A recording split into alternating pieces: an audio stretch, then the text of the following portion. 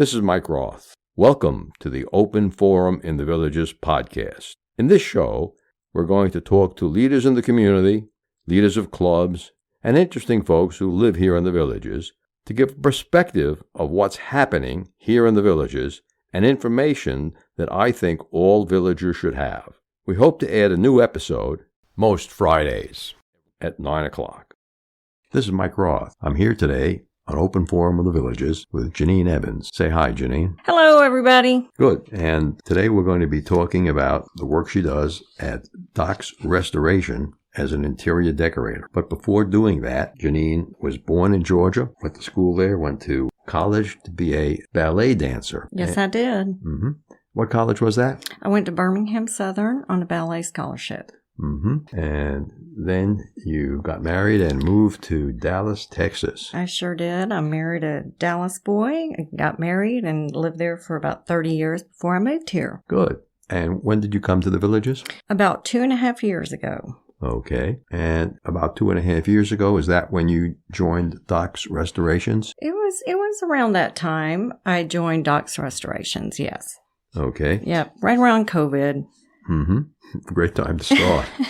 A job where you have to go into people's homes, huh? Well, yes. It was actually a difficult time, but working with Doc's was a great time and a really good company to work for during and still now to this day during that time. Mm-hmm. Before you went to work for Doc's in interior decorating, were you doing that in Dallas or anyplace else? I was an interior designer back in Dallas along with a real estate. I had held my real estate license, so I was doing real estate, residential, and also commercial and residential interior design work. Okay, good. Yeah.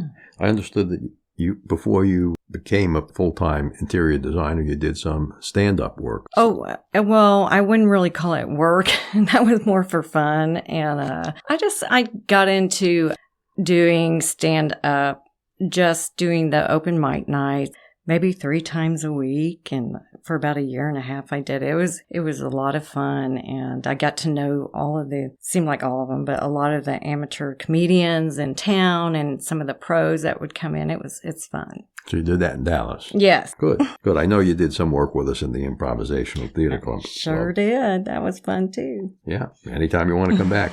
So I like to begin every show with a joke, so we'll give you a couple of bad jokes. This one's especially for you, Janine, because you're a ballet dancer. Oh. Can you tell us why dogs make such terrible dance partners? No. That's because they've got 2 left feet. Okay, that was good. That is true. Okay, that's cute. Okay, your nephew should like that one. My grandson. Oh, excuse me, your grandson. Evan wouldn't like that.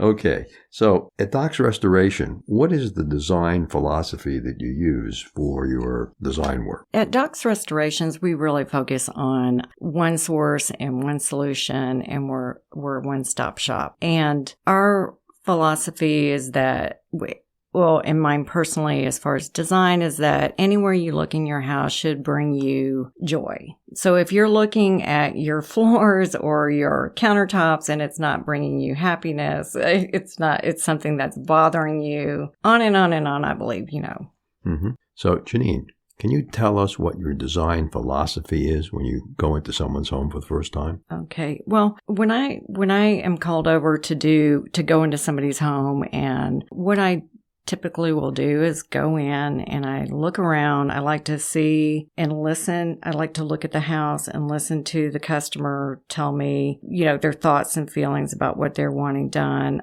I personally believe that when you have a house and when you have a home, when you look around, and if you're in your house and something is driving you crazy all the time, whether it be a piece of furniture, flooring, a rug, some area that just does not look good and it drives you crazy all the time. Many a time I hear people say for years something bothers them, and then you change it. So design philosophy is wherever you look in your house should look pleasing to your eye.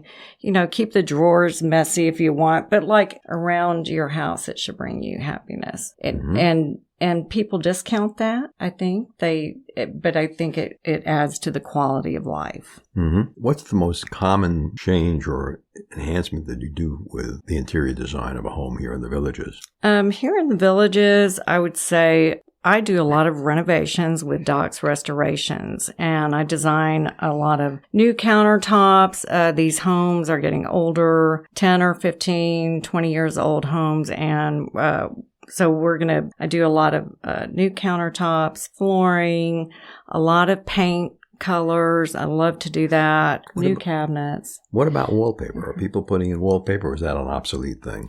Wallpaper is back in. It's been coming back in. Don't be afraid to use wallpaper. Accent walls are good for wallpaper. You don't want to use it all over, but certainly it's an option nowadays that people should around here especially take more advantage of it, because we're a little slower behind here. And so they can be the ones in the cutting edge, being forward, fashion forward, if you will. Okay. I have a friend who lives down in Port St. Lucie, and he remodeled his house recently, and he had every room painted a different color. Mm-hmm. I thought that was a little strange. What would you say if you walked into a home like that? Well, how did you feel when you walked into every room that was a different color? How did you personally feel? Let me ask you that. For me, it made no reaction at all. He had to point it out that he painted every room a different color. So was every color pretty subtle then? No, he had some very deep blues, purples, yellows. So nothing of the rooms was jarring to you if you went into like a deep blue room to a yellow room? It wasn't disorienting or jarring, no. Okay, you might be colorblind. So for most people, you're colorblind. I mean, here's the thing. If you want your rooms in your house to be different colors, we can make it as many different colors as you want. But when we go from one room into another room, for me personally, I like the transition to be gentle and cohesive. The colors can be different, but just so that they complement each other instead of contrasting and fighting with each other. I think we've all been in people's houses. Kind of sounds like the house Mike is talking about, where every room is like, yellow and blue and then turquoise and green and purple. And that, if it's not done properly, mixing all those colors, it's a big mistake. It can be a big mistake. Well, if my friend is listening. Sorry, friend. But just so you're happy, the homeowner's happy is all that matters. He loved it. And in fact, he had to point it out to me because I didn't really notice it, that every room was a different color. Well, maybe that's not your forte, Mike. Well, it didn't bother me, and it didn't make me feel better or worse in any particular room. Okay. So it wasn't there. What are the top design mistakes? One of the top mistakes I see is people push their furniture up against the walls. This is something simple I see a lot. Like say in your living room or your living room. You have your sofa. It'll be pushed up against the wall. I've seen tables, just completely side tables pushed up against the wall, pushed up against the sofa. The spacing of the furniture that I've seen recently here down here in the Villages and surrounding areas, like spacing of the furniture is just terrible. So I think bring that furniture out, bring the sofa out from the wall. It should never be touching the wall. Pull it out. Make sure the spacing of your furniture is balanced and well appointed. Mm-hmm. A lot of people are investing in high-end 75, 85-inch television sets. From an interior decorating point of view, what do you think of something like that? Mm-hmm. I say go for it. Go for it? Yeah, go for it. They should be hung on the wall, not on a table? I say put it on the wall. Okay, put them on the wall. Put them on the wall. Don't be afraid. It's not going to fall off. Go ahead and go. And, if you're retired and that's what we enjoy, you like a big TV, and you have the open floor plans like how we have here in many of the houses, the living room and the dining room and the kitchen are all one room. Right. If you want a big TV, get one. Get a big one. The bigger, the better. That's what I say. I was talking to another friend of ours, and this lady was saying she just bought a new house. She bought it up in the Marion County area, and she bought that house specifically because it didn't have that silly open floor plan. She Right. wanted walls between her Mhm. living room and dining room and kitchen. Right. And she bought a house that had it that way. Yes, and I actually was in a house like that today with one of my customers, and I can see the draw with that coming back in style again. And maybe it is coming back in trend again, having that separate kitchen. It is nice. It kind of made the kitchen a little cozier. So I just think it's personal preference, whatever you want, you know. Mm-hmm. If you had... It reminded me of growing up back in the old days. In the old days, yeah. Mhm. They were all the houses were like that. Yeah, yeah. You know, the dining room was separate from the kitchen, which was separate from the living room. Yeah, and what happened was we stopped using the formal dining areas. Mm-hmm, mm-hmm. I had a house like that in Cincinnati for 25 years, and the only times we used the dining room was on holidays when we had family in town. Right, right. And we therefore had a lot of wasted space. The family room got a lot of use. Right, right. And so that's why the houses started changing. Mm-hmm. Mm-hmm. Yeah. Now, if you could pick one design option that you think would benefit most people in the villages, what one design thing would you recommend that they look at?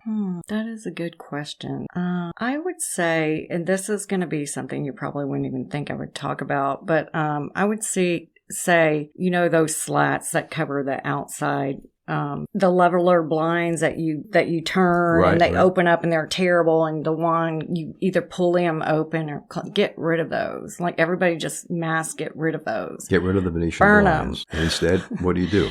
And then put in like shears that are on with wands. You can open and close them, or if you want darkening in the back, blackout, or if not blackout, they have semi-sheer, right? They're so much prettier. And what you want is to never have those shears or those drapes floating off of the floor. I mean, you want them floating right above the floor, like maybe 1/4 of an inch right off the never like 4 or 5 inches off the floor. And I see that all the time. And then you want to mount that curtain rod higher and wider than the actual window, because it'll draw the eyes up to the ceiling, and it'll make which you did not do in here, but that's okay. Well, this is a studio. I know.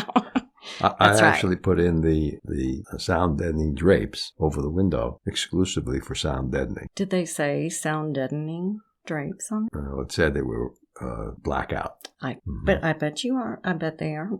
It helps. It does. This room is a lot better today than it was back in April when we started this podcast. You know, I walked in here and I thought it was, it looks like a padded cell. I thought it was for you in your straitjacket. You know? Well, some people would want to put me in a straitjacket. I don't know about that. But I want to thank you again for being on the show. And why don't you tell our listeners how they can get a hold of you if they'd like a independent evaluation of the interior decorating in their home? Yes. I'd love that. So you can give me a call. Again, my name is Janine Evans, and my phone number is 352-818-3284. And again, that's Janine. Thank you. Thanks for being with us today, Janine. Thank you for having me. Remember, our next episode will air live Friday at 9 a.m., or should I say pre-recorded, but that's when it'll be released on our regular subscriptions. Bonus subscribers can get early access to episodes. Should you want to become a sponsor of the show, contact me at mikeroth@rothvoice.com. If you know someone that you think should be on the show, send me an email at mike@rothvoice.com. I want to thank everyone for listening to the show. The content of the show is copyright by Roth Voice 2022, all rights reserved.